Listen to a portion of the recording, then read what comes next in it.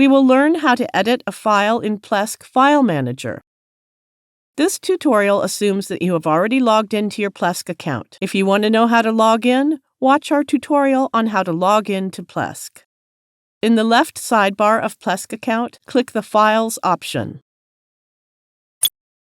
It shows all the directories here. Click to open the directory where the file exists. Click the menu icon of the file you wish to edit. Select any suitable editor. For instance, Edit in HTML Editor. This is where you can edit your file. Make the required changes in the file and click OK.